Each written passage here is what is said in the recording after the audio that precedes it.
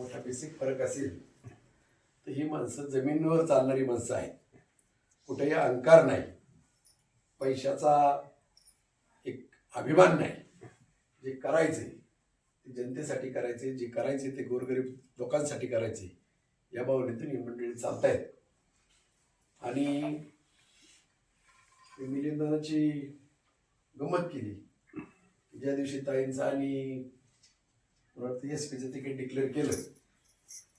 म्हणलं एकदम नाना कशी काय तिकीट डिक्लेअर झाली? जिल्हा परिषद ठीक आहे, तिथं कोणी आपल्याला विरोधकच नाही, परंतु इकडं कसं काय?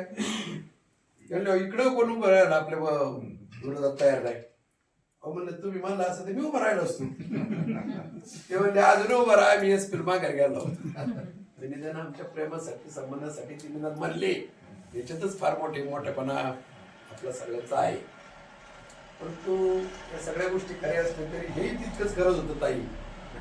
जर कधी पंचायत समिती जिल्हा परिषदेला OBC निघला असतं, पुरुष किंवा स्त्री, तुमच्याकडे जरी दाखले असते तरी आम्ही निवडणुकी लढवणारच होतो. त्याचं कारण या मतदारसंघामध्ये 3 प्रमुख गाव OBCची आहेत, जिथं ओपनची लोकच नाही. म्हणजे ही टिळकरवाडी एक आहे, खामगावटी एक आहे, आणि पलीकडे हिंगणगाव एक आहे. आणि आमचे संबंध इतर लोकांचे आहेच.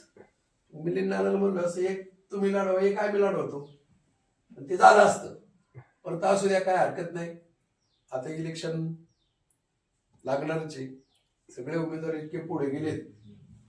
इलेक्शन कधी हो, उद्या होऊ नाही तर परवा हो. आता हे उमेदवार आहेतच, यांना आपण मदत करायचे ठरवले.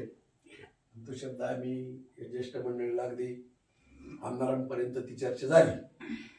आता प्रश्न जो येणार आहे तो खालच्या सीटाचा येईल.